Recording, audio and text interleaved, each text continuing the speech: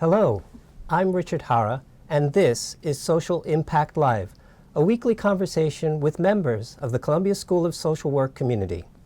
I'm pleased to welcome to our program today Dr. Nabila El-Bassel. Dr. El-Bassel is the Wilma and Albert Musher Professor of Social Work and Director of the Social Intervention Group, a multidisciplinary center focused on developing and testing prevention and intervention approaches for HIV, drug use, and gender-based violence, and disseminating effective solutions for these problems to local, national, and global communities. Dr. El-Bassel is also director of the Columbia University Global Health Research Center of Central Asia, a team of faculty, scientists, researchers, and students in New York and Central Asia working to address health and social issues through research, education, training, policy, and dissemination in that part of the world. Her work has been extensively funded by the National Institute on Drug Abuse and the National Institute of Mental Health, including most recently a landmark $86 million grant from NIDA to support research intended to reduce deaths from opioids in New York State. Dr. El-Bassel, welcome to Social Impact Live. Thank you. Looking forward to talking to you about your grant and how you and your colleagues are leading the effort to combat the opioid epidemic. But before I do so, I noticed in your bio that in addition to your master's and doctorate in social work, you also have a bachelor in social work degree. So I'm wondering, did you know then that social work was going to be your life's path? You're right. My BA is in social work, my master degree is in social work, and my PhD in social work. And from the beginning, when I was in high school, my teachers told me that I like science, but also I like to look at social issues. And they told me you'll be a great social worker. And I started exploring what's social work, and I started really looking into what BA would offer me. And I started my education and BA in social work, but I always was interested in research in social work to understand social issues and coming with evidence-based solution to social problems. So I continued this line of research. Yeah, so, and you've got an incredible history and record of research. And can you tell me a little bit more about the research that you've done here? My research began when I was doing my PhD, and it focuses on HIV prevention, substance abuse prevention, and gender-based violence. And I work with my colleagues to establish the social intervention group that focuses mainly on producing evidence-based solution to these problems. So, and we design many different interventions, disseminated them in the community to address the co-occurring issues of substance use, HIV, and violence against women. Okay, so this center is not focused solely on pure research, right? But how do we apply research? How is it implemented in communities? The center focuses on producing evidence-based solutions to social problems. So we use good science to work with the community to come up with solutions to social problems, substance use, HIV, gender-based violence. And we care, the team at the Social Intervention Group and myself, we care about producing intervention, prevention, and implement them in real-world settings using the best science. And our interventions that we design, approximately 11 evidence-based interventions, have been identified by CDC as best practices. Best practices. Okay. Well, so presumably this is what we're tapping into now as part of this grant and research project that you've been tasked with regard to the opioid crisis. The healing community study is really an extension of what the social intervention group has been engaged in. It's about really community-based research, is about implementation research, and the aim of the community's healing project is reducing overdose deaths in 40% in 67 counties or communities over 3 years. So, okay, let me get that straight then. The goal and aim of this is to reduce opioid deaths from overdose by 40%? Absolutely. In 3 years? Over 3 years Okay. in 67 counties, yeah. How are you going to do that? How we are going to do that? Yeah. That's really a good question. Okay. The plan is to work with all the communities to implement evidence-based practices. We're not designing a new interventions or treatment, but we are taking treatments that found to be efficacious to deal with the opioid epidemic and implement them into the communities. For example, we care about overdose prevention and naloxone distribution. We care about caring about how medication for opioid use disorder getting into the people that they need them, and other evidence-based practices that we want to get them into the community. Okay, so actually let me take a step back for a moment here and so that I can better understand the scale and scope of the problem. What are we dealing with? And maybe what don't we understand about this crisis that is different about previous drug crises? Yeah. Yeah, the overdose problem is huge. If you look at the data, only in 2017, 70,000 people in the United States died from the overdose deaths. And the problem is affecting all level of people. And if you look at the history of the epidemic, from 1990 to 2010, most people died from a prescription drug use. Overdose. They died because of prescription drugs. Yeah. And from 2010 to 2013, we see a different phase of the epidemic. Most people died because of heroin use. They switched from prescription drug use to heroin.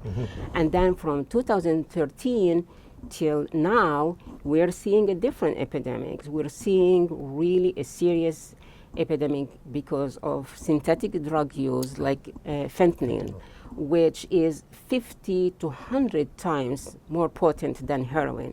So we are really facing a very, very serious problem of overdose deaths in our communities. Is it true that though there's been a slight decrease in recent years? And is that, I mean, sort of misleading, or what are your thoughts? You're asking a very good question, and by asking me misleading, I'm ready to celebrate. To be honest with you, I'm not ready to celebrate. And I'll give you a sense.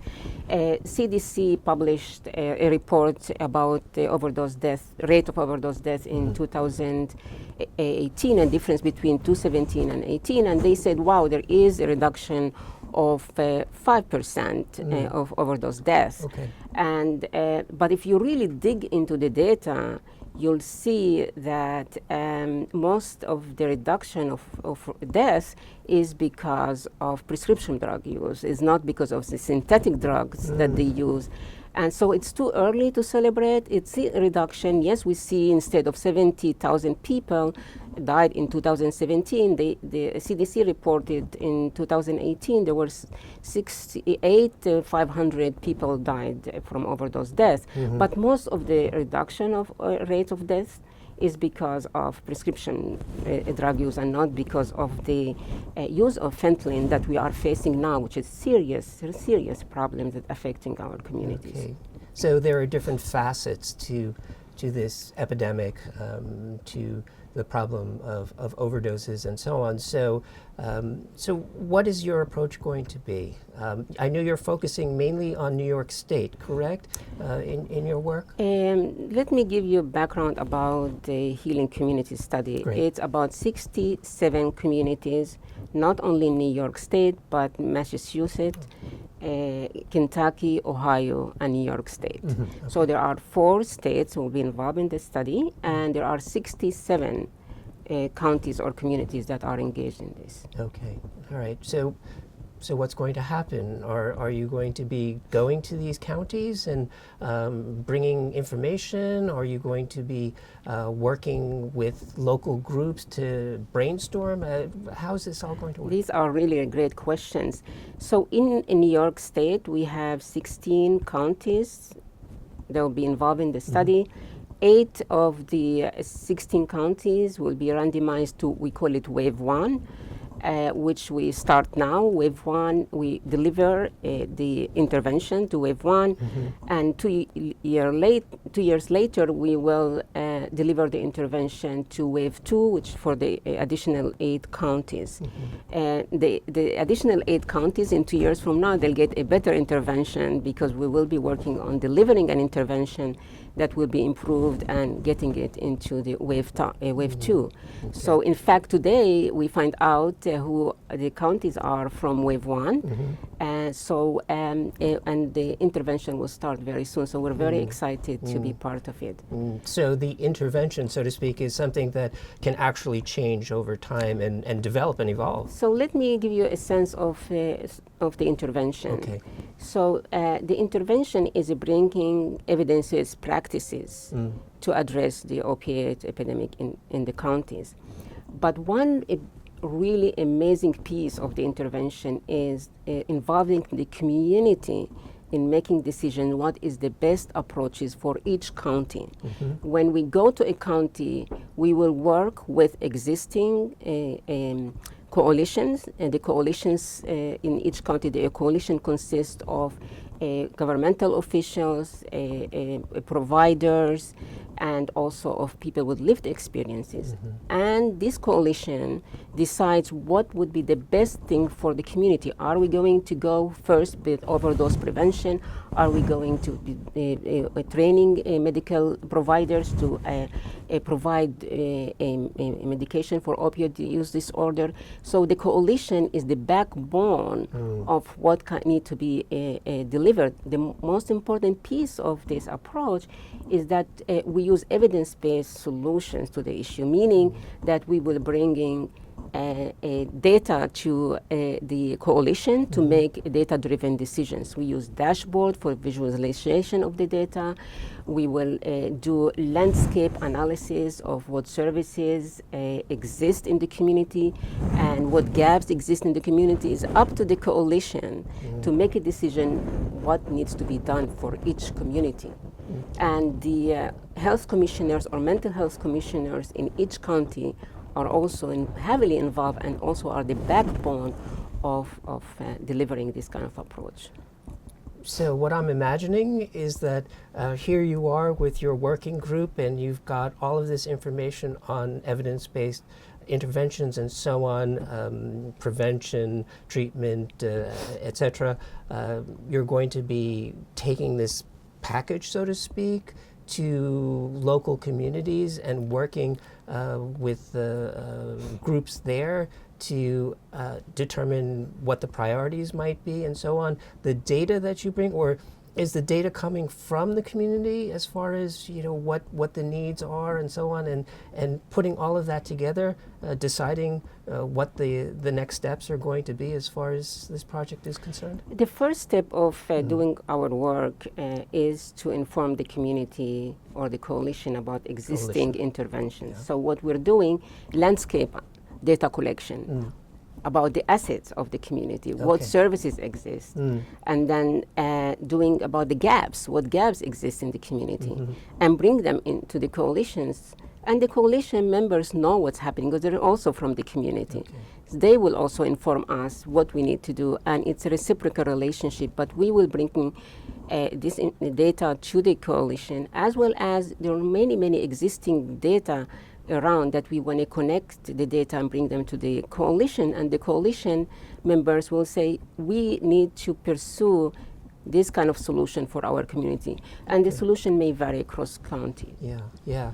So when you speak of a coalition, is this a formal body? I mean, who's participating in these coalitions, and how do they get in? You're asking me a very good question, and really, the coalition consists of community members, people with lived experiences, health providers and social services providers, a health commissioner, governmental officials. Wow. They all meet with a lot of experience, and doctors who understand the issues, people from the criminal justice system who care about the criminal justice system. They all have a lot of experience and knowing their communities, and they understand what is need to be done. So they meet all together, they bring their ideas, and with the data that we will be providing, they can make data-driven decisions. Okay. One important piece is in each county, the health commissioner or the mental health commissioner will be involved in the group. So, and we're working with the health commissioners to hire staff from the counties to be able to deliver this intervention through the coalition. It's really about the community voices, about the community, and we're leveraging on existing coalition where there are counties that they have their own coalition, and we are working with the mental health and health commissioners to leverage on the existing power of the community. Okay, so this is a model that draws from your previous work, I think, nationally and internationally in your career. And now you're working with these coalitions. You've got also on the academic side, right? Not just people from the School of Social Work, faculty and students, but also from other schools and disciplines here within Columbia University? Yes, and the problem is complex, and in order to address it, you really need different disciplines and expertise to get together to address the issues. So I'm so delighted that our school, the School of Social Work here, is leading it. I'm the PI, and I have my colleagues who are from the social intervention group leading it, but also we have a faculty from a Data Institute, we have faculty from School of Public Health, we have colleagues from CUNY University, and NYU. We have system scientists, addiction scientists, public health type people, people with big data. We're really all getting together to really address the issue, and that's the beauty of the research. We're really tackling it from different perspectives, different science, and I tell you honestly, really I'm so excited about it. From day one when we wrote the grant until we got the funding and start working together, the power of the science is amazing. And Columbia University has a lot of really powerful scientists, so we're capitalizing on the existing resources at the university. Okay.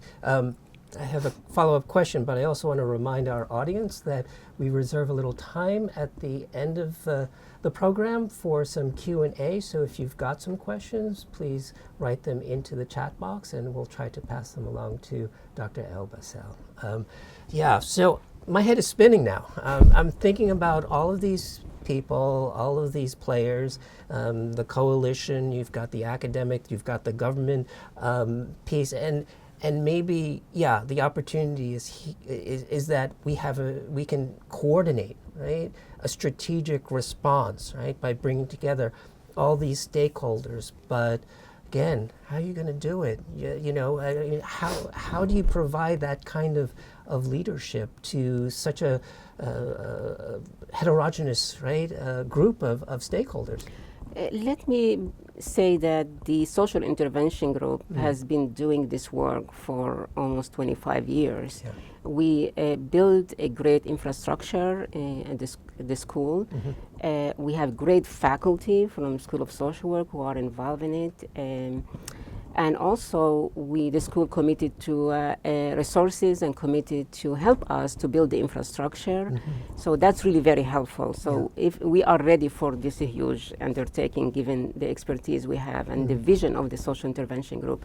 In addition, we hire an amazing senior project director who understands the community, and she really is powerful in knowing whom to hire and what to hire. So we hire amazing staff, and we're in the process of hiring more. So it's a collective effort, collective vision, and it cannot be done by one person. Okay, all right. So you've got a team working on this, and if things go well, right? It's 3 years, 4 years. How long is this? It's a 4-year study. It's a 4-year study.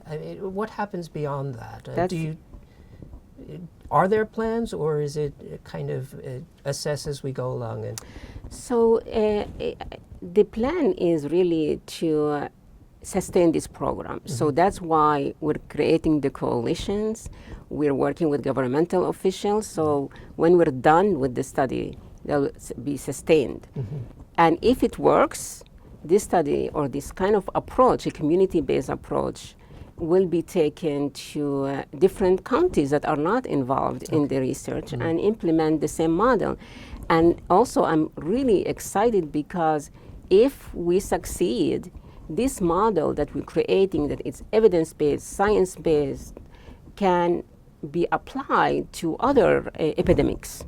And I'm looking forward to be implemented in the United States and other countries because there is power into science and community coming together to solve the issue. yeah, and so my question is, so how are we as social workers kind of uniquely positioned, right, to do this kind of work and to contribute, right, to such a large-scale project? I think the model we're using fits so well with the profession. Our profession is about really producing evidence-based approaches and implement them in real-world settings. And if you look at our mission at Columbia and other schools, is really about creating intervention and prevention, working with the community, and community-based research, implementation science are part of the profession.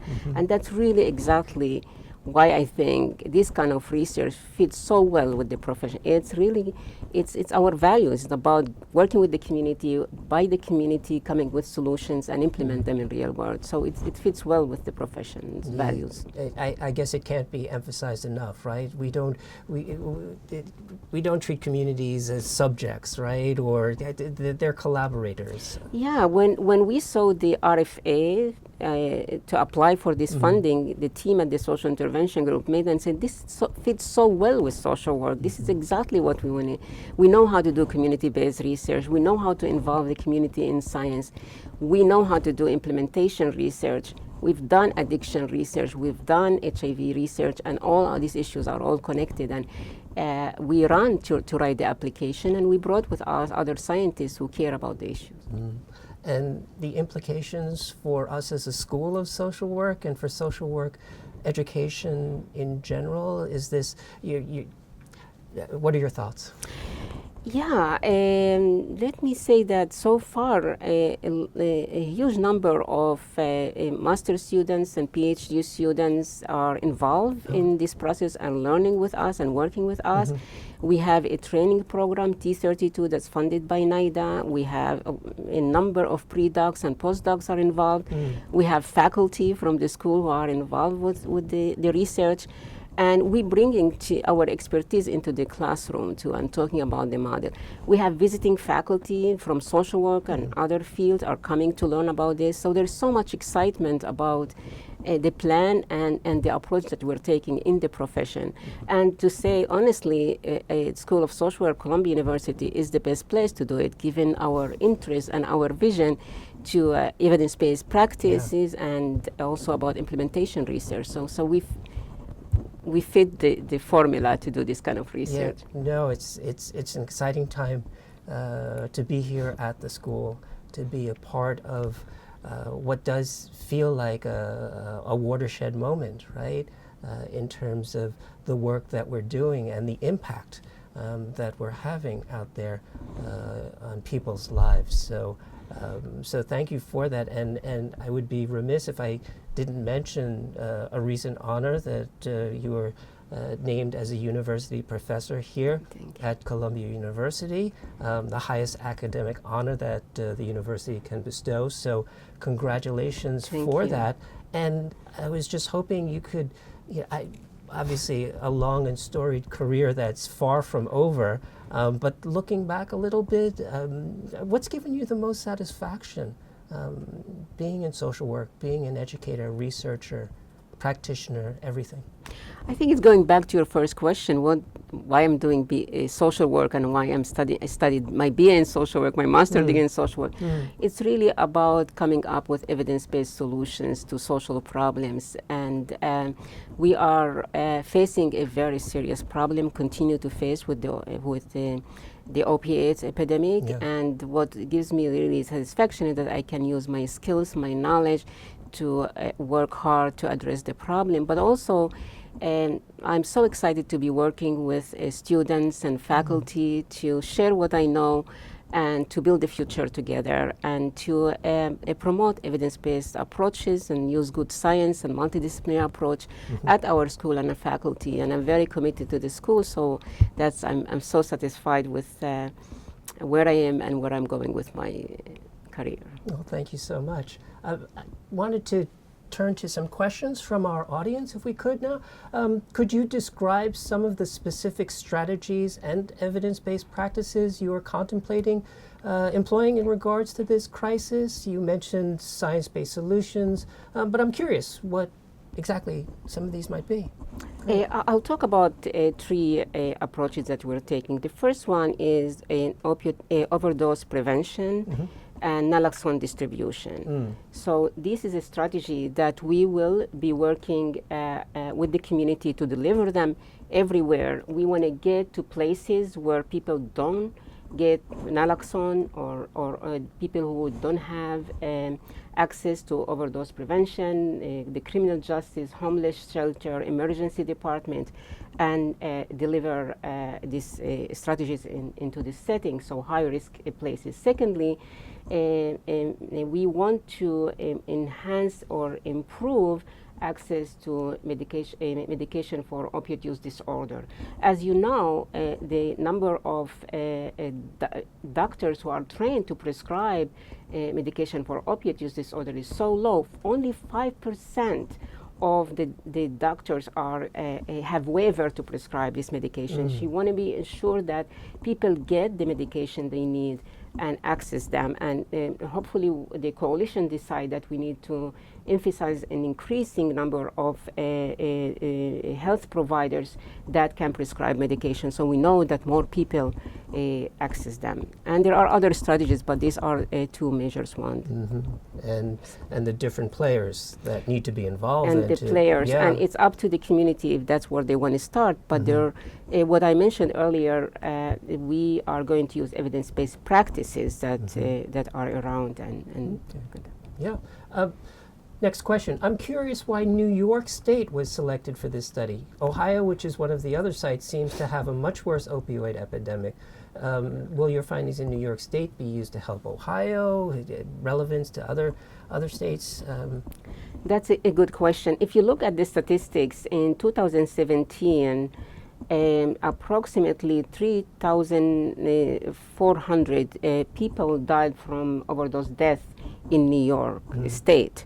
And a large number of the people, around 3,000, died from overdose death in New York State. And one of the requirements of selecting the counties that we are working with is that they have to meet several criteria. One of them, they have to be heavily impacted by the epidemic, and they have to have at least a 20% rate of overdose death per 100,000. And also we were required to recruit at least 30% of the counties to be rural counties.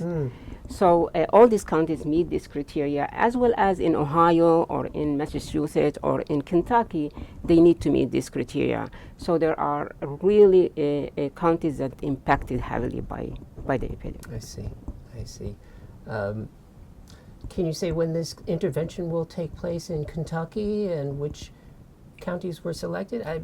Are you involved with other? Yes, it's a single study. It's a single study. Okay. It's a single study. It's 67 counties that are involved. We are looking at it as one study, although when we wrote the application, we were different, 4 studies. Okay. But now we are one.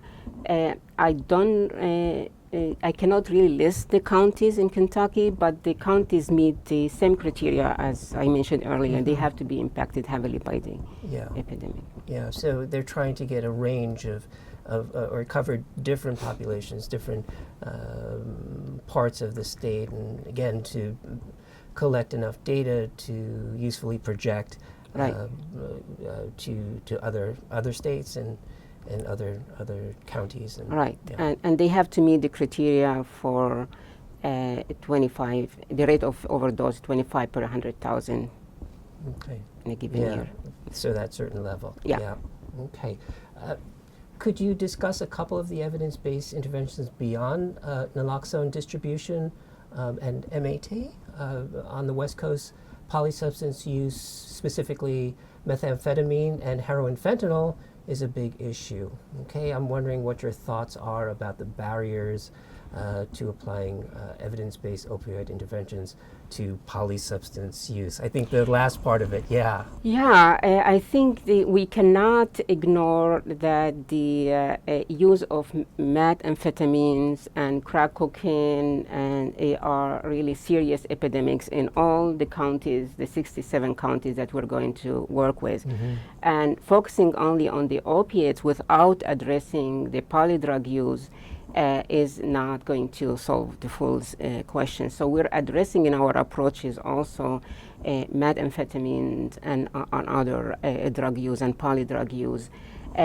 Clearly, we see really now use of fentanyl mixed with not only heroin but crack cocaine mixed with fentanyl. And so we can't not address this issue, and we will continue looking at the interaction of other than opiates with our approaches to address the epidemic. Okay, so definitely incorporating that into total treatment. Yeah. I would love to learn some of the differences between the two waves of intervention. It sounds as though the wave 2 implementation will have more research behind it since it occurs 2 years later.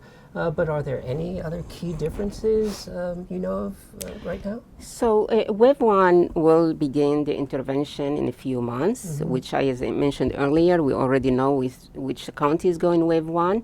We'll deliver these integrated evidence-based interventions, and then 2 years later, we will go to the 8 additional counties and deliver a better intervention, because we'll learn more during these 2 years.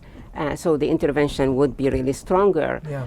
At the same time, we are building data systems in the wave 2 to be really ready to work with the community on coming up with evidence-based interventions. We need to build the data systems in the 8 counties. So we'll still be working with the 8 counties, but we're not delivering the intervention, but we will be working on others. Okay. How will the project consider cultural competency and cultural humility as it's implemented across states?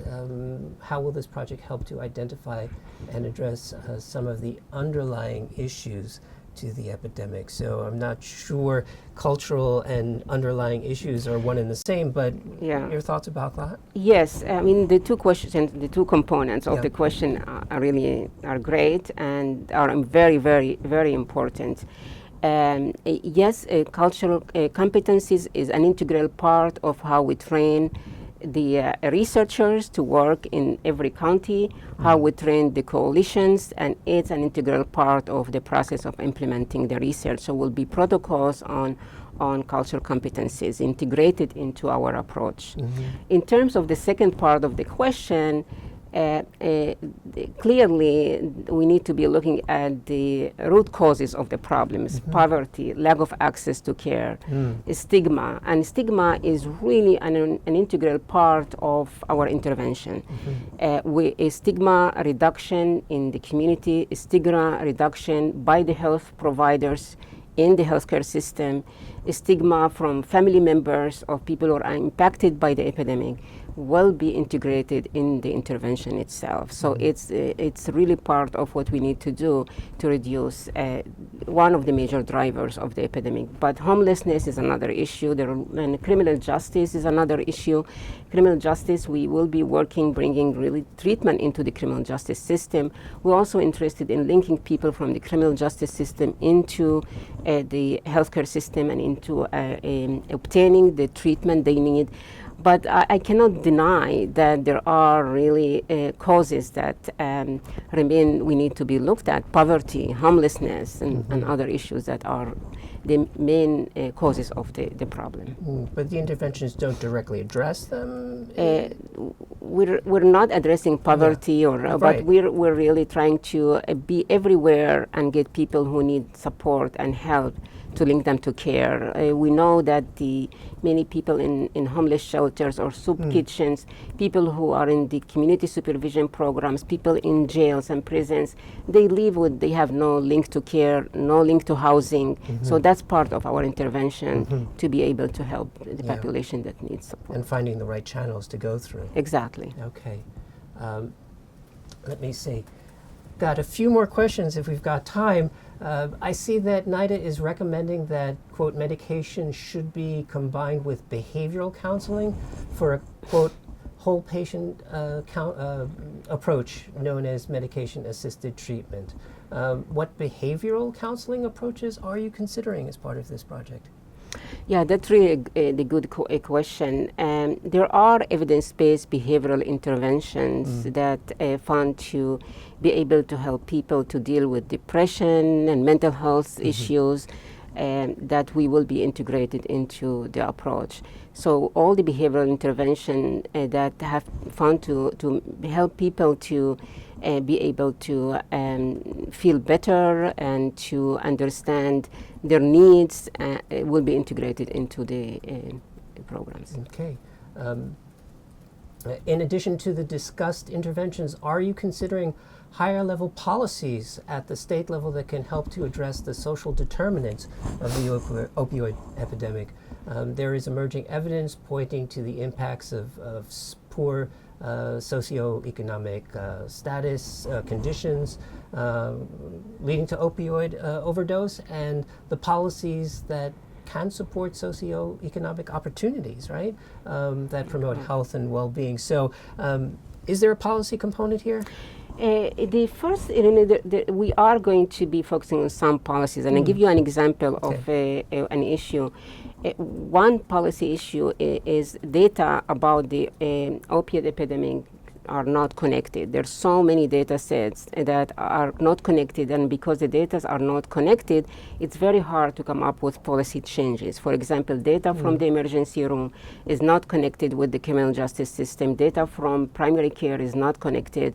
And we are working on a policy, a legislation to come up with an approach where all the data can be connected and help to come up with policy implications to address the opiate epidemic. So that's one of the policies that New York site is involved in. It seems to be an essential first step. It is an essential step if we want to improve policies. Yeah, yeah. Last question, how many social workers will you be hiring, and where can people apply for these jobs? We'll be hiring a lot. Please follow our website, and we look forward to hire more people. It's a stage where we are in the process of hiring social workers and scientists, and a lot of opening for a new energy, and we need all the support, and we need all the people who are interested in the topic to work together to address it. Okay, well, once again, Dr. El-Bassel, thank you so much for joining us here today at Social Impact Live. Thank you very much. Thank you. That concludes today's episode. We'll be joined next week by CSSW faculty member Ronald Mincy to discuss the challenges men of color face in seeking and completing college degrees. So have a great week. See you next time. Bye.